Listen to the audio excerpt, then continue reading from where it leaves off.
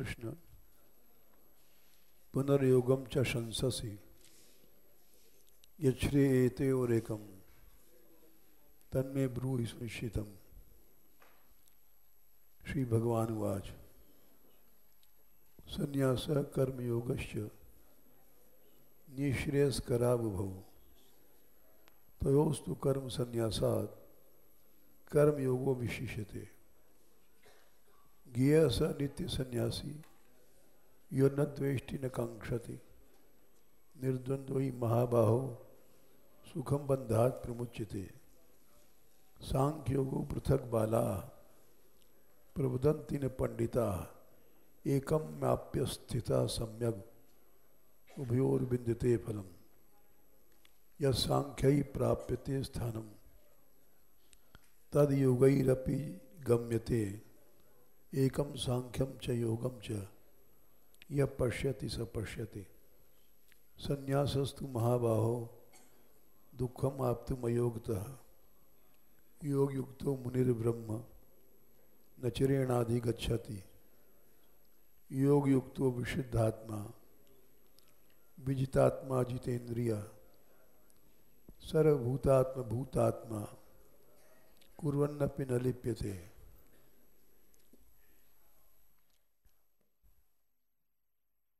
कई दिन से यही कर्म संन्यास कर्म योग की बातें चल रही हैं।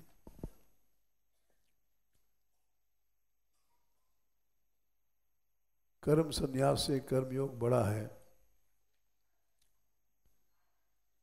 इस पर हमने बताया था, बड़ा विवाद चला था 60 साल पहले गीता प्रेस गोरखपुर में।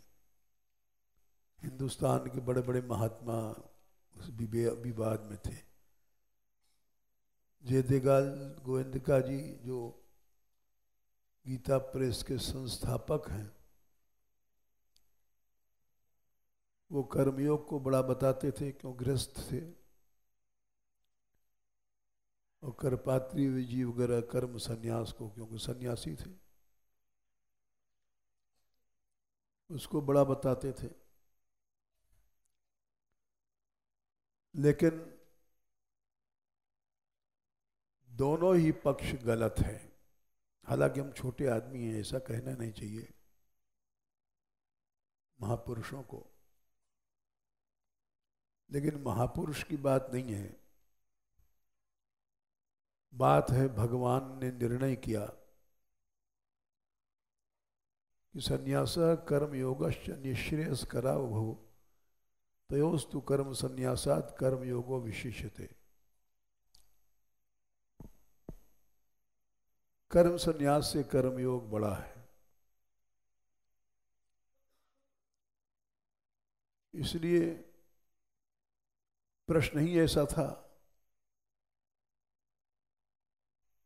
कि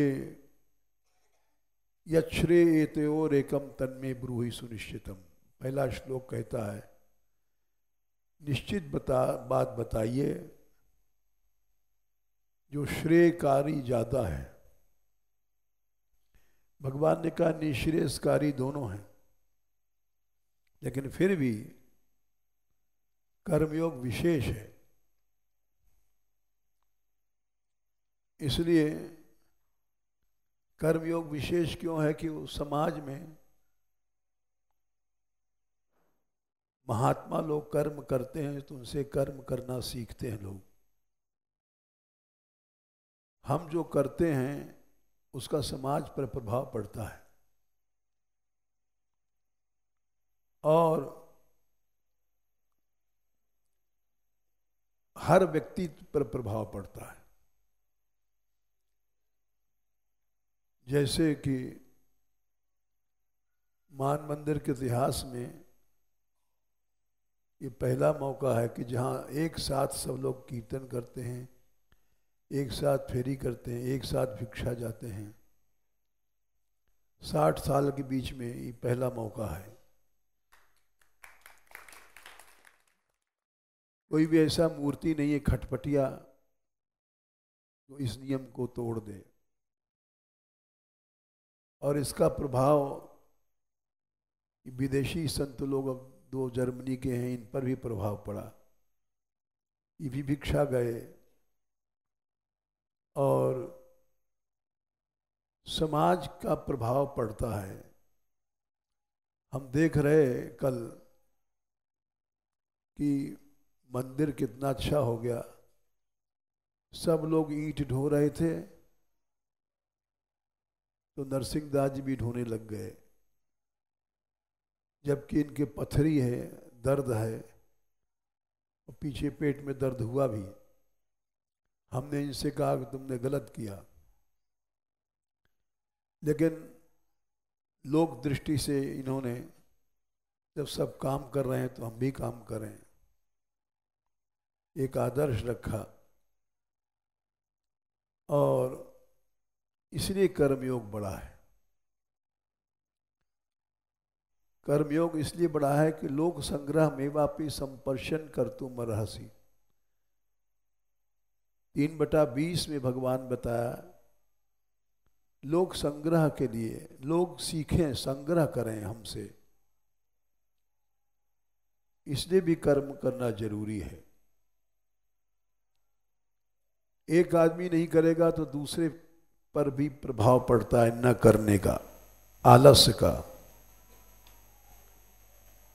तो इसलिए कर्मयोग बड़ा है। अब आज हम ये कुछ और बातें बता रहे हैं कि कर्मयोग छोटा क्यों है, लोग क्यों इससे घबराते हैं और नाक भौं सिकोड़ते हैं। ये गृहस्थी आदमी है, उसको छोटा मानते हैं, साधु को बड़ा मानते हैं। तो ऐसा क्यों है? हर चीज के कारण होते हैं। उसका कारण है गृहस्थ में भोग होता है और उस भोग से जो नुकसान होता है वो इतना बड़ा होता है कि उसको समझा नहीं जा सकता। इसलिए कहते हैं एक गृहस्थी आदमी है, एक घृणा की दृष्टि से देखते हैं साधु लोग, तो उनका देखना भी सही है। भोग में सबसे बड़ी जो क्षति होती है उस स्मृति को नष्ट कर देती है। जो शुद्ध स्मृति है हमारी, शुद्ध स्मृति भगवान की ओर जाती है, और जब स्मृति नष्ट हो जाती है तो भगवान से दूर चला जाता है।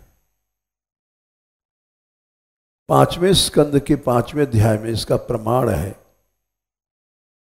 समझ लेना चाहिए भोग का नुकसान सबसे बड़ा क्या है। शरीर तो भोग से कमजोर होता ही है, लेकिन मुख्य बात है कि मन कमजोर हो जाता है। मन की स्मृति और चेतना चली जाती है भोग से। 5वें अध्याय में 5 सही 5 बटा यदा न पश्यति अयथा गुणे हम 7, 5 सही 5 बटा 7,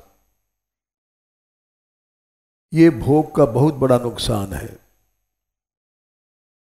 यदा न पश्यति अयथा गुणे हम स्वार्थे प्रमत्तः सहसा विपश्यत्। जब वो अयथा माने मिथ्या नहीं समझता है, गुणेहाम माने भोग चेष्टा को, तो स्वार्थ में प्रमाद आ जाता है। स्वार्थ माने भजन में प्रमाद आ जाएगा, भजनावेश समाप्त हो जाता है, भोगावेश बढ़ जाता है। पहला नुकसान, भोग से भोगावेश बढ़ा, स्वार्थ क्या है, भजनावेश खत्म हो जाता है।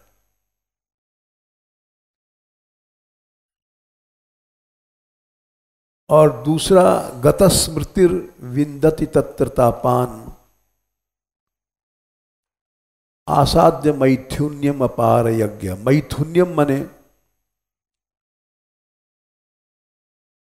मिथुन मने भोग भाव, स्त्री पुरुष का। ये जो मैथुन्य भाव है ये गत स्मृति स्मृति को नष्ट कर देता है। वही वही सोचता है, जिस पुरुष का जिस स्त्री से संबंध है। एक परिहास की बात है, पुरुष 10 मिनट के लिए, मान लो 5 मिनट के लिए स्त्री पर सवारी करता है तो स्त्री 24 घंटे चढ़ी रहती है उसके मूड पर, उसके मन पर। गत स्मृतिर विंदति तत्रतापान, उसकी शुद्ध स्मृति चली जाती है और तीनों ताप हावी हो जाते हैं। विंदति तत्रतापान आसाद्य मैथुन्यम अगारम अज्ञ। अगार मने जिस मकान में रहते हैं वो भोगशाला बन जाता है, स्थान भी गड़बड़ अपवित्र हो जाता है भोग से। ये सबसे बड़ा नुकसान होता है।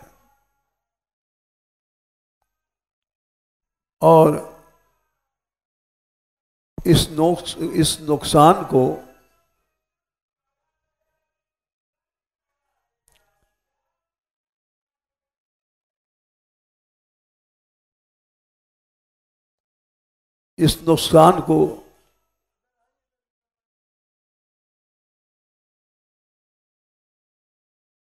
समझ नहीं पाते लोग।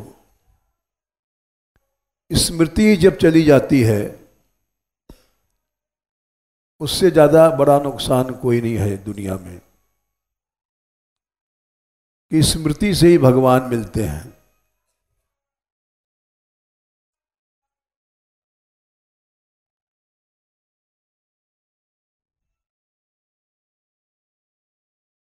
ये और दूसरा एक और प्रमाण है। एक तो ये श्लोक प्रमाण है, दूसरा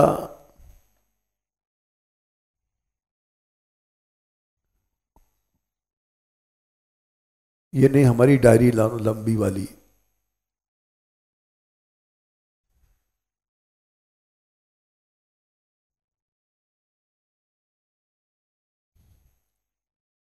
ये बहुत अच्छे प्रमाण हैं।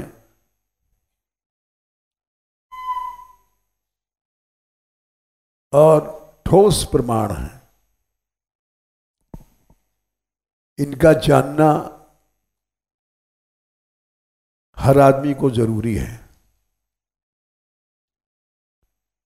भोग से केवल इतना ही लोग जानते हैं ज्यादातर, आयु घटना या उम्र कम होना, लेकिन इस बात को नहीं समझ पाते। दूसरा प्रमाण है चौथा स्कंध 22वां अध्याय श्लोक संख्या 30 और 31। इंद्रियैर विषाकृष्टैर आक्षिप्तम ध्यायताम मनः। इंद्रियां बड़ी जल्दी विषयों में आकृष्ट हो जाती हैं। यद्यप आज जल्दी है एकादशी कारण, लेकिन बता रहे हैं इंद्रियों का आकर्षण भोग में इतना होता है कि इसका रिसर्च किया लोगों ने, क्यों पुरुष स्त्री की ओर खींचता है और स्त्री पुरुष की ओर खींचती है। तो लोगों ने परीक्षण किया, जहां मुर्दों की हड्डियां हैं तो उसमें कुछ हड्डियां ऐसी थी पुरुषों की, कुछ हड्डियां ऐसी थी स्त्रियों की। उनको पता नहीं था, लेकिन आकर्षण चुंबक पैदा हो गया अलग अलग हड्डियों में। तो पता लगाया गया वो हड्डी मुर्दों के में पुरुषों की थी और वो स्त्रियों की थी। मरने के बाद भी इंद्रियों का आकर्षण इतना तेज होता है कि जीते जी तो मनुष्य बच ही कह सकता है, मरने के बाद भी इंद्रियों का आकर्षण भोग में इतना होता है। ये श्लोक है, इंद्रियैर विषयाकृष्टैर, विषयां बड़ी जल्दी इंद्रियों को खींच लेती हैं।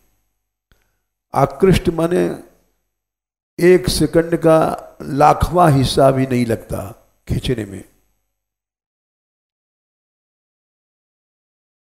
और उससे मन आक्षिप्त हो जाता है, मन को फेंक देता है इंद्रियां। आक्षिप्तम ध्यायताम मनः, उसका परिणाम है भ्रश्यत्यनुस्मृति, शुद्ध स्मृति जो इसने कमाया है भजन से वो नष्ट हो जाती है। भ्रश्यत्यनुस्मृति चित्तम, चित्त नष्ट हो जाता है। और ज्ञान भ्रंशः स्मृति क्षय, स्मृति के नष्ट होने पर ज्ञान नष्ट हो जाता है। चाहे वो कितना बड़ा महात्मा है, चाहे विद्वान है, और बोले ज्ञान का नष्ट होना मौत है। तदरोधम कवयः प्राहु आत्मा पन्नौ आत्मनः, ज्ञान का नष्ट होना मृत्यु, आत्मा पह माने अपना नाश।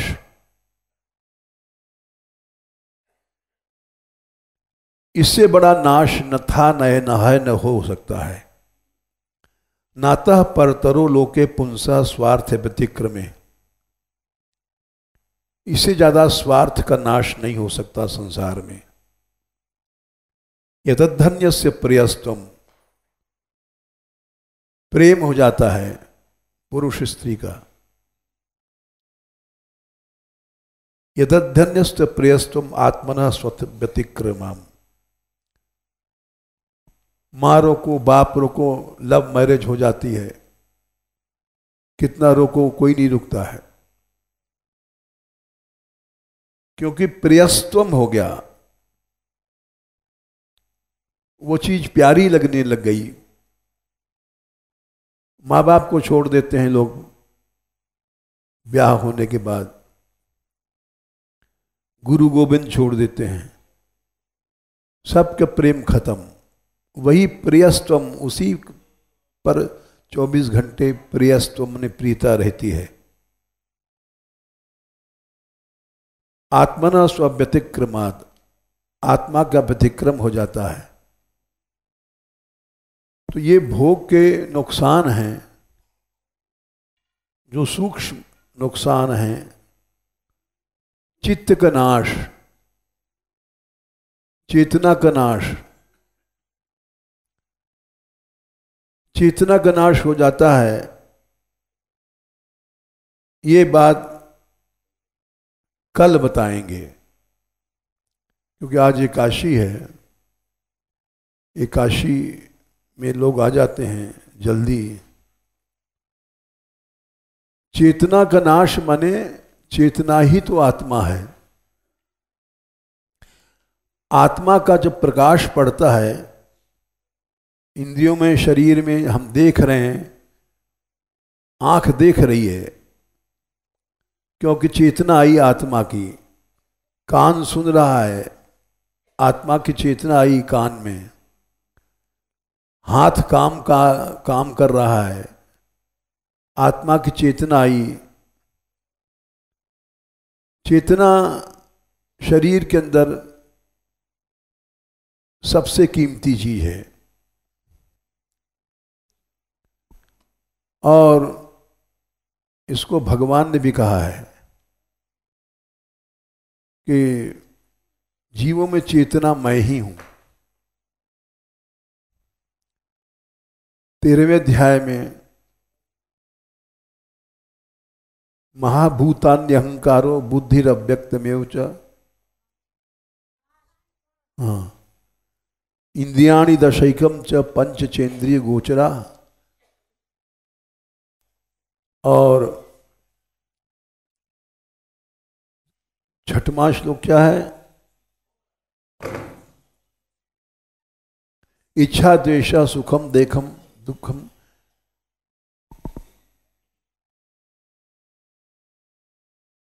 हाँ,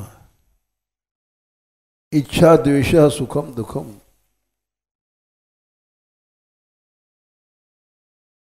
संघातश चेतना धृति है, ठीक है। चेतना, संघात माने सारा शरीर, और उसमें जो धृति है और चेतना है, ये सबसे कीमती है। संघातश चेतना धृति है। सुखम दुखम भवो भावम भयम चा भयमेव च।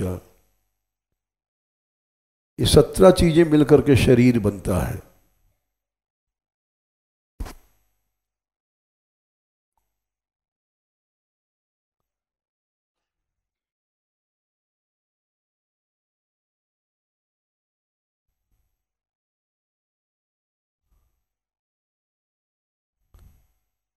इसमें सबसे कीमती चीज है चेतना।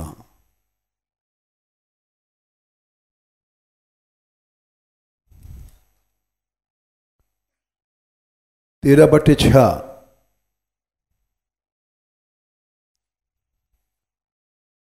चेतना सबसे कीमती है। ये भगवान ने विभूति योग में बताया है।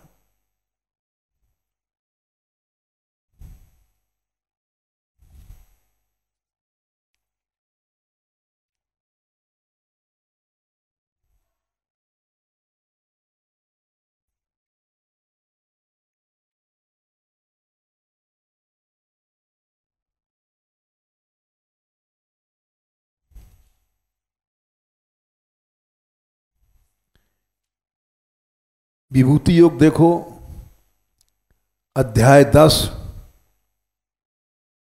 श्लोक संख्या 22। वेदानाम सामवेदोस्मि, वेदों में मैं सामवेद हूं। देवानाम अस्मि वासवः, देवताओं में इंद्रमय हूं। इंद्रियाणाम मनुष्यस्मि, इंद्रियों में मनमय हूं, क्योंकि सब इंद्रियों के ऊपर मन है। भूतानाम अस्मि चेतना, प्राणियों में जो चेतना है वो मैं हूं। ये भगवान है साक्षात, चेतना रूप से हमारे शरीर में रहते हैं, और भोग सा चेतना का नाश हो जाता है। इसलिए लोग, साधु लोग गृहस्थियों से चिढ़ते हैं कि वो भोग करते हैं तो उनकी चेतना माने भगवान के हृदय से चले जाते हैं। और भी नुकसान है भोग के, जो हम कल बताएंगे। आज एकादशी, इसलिए यहीं रोकते हैं।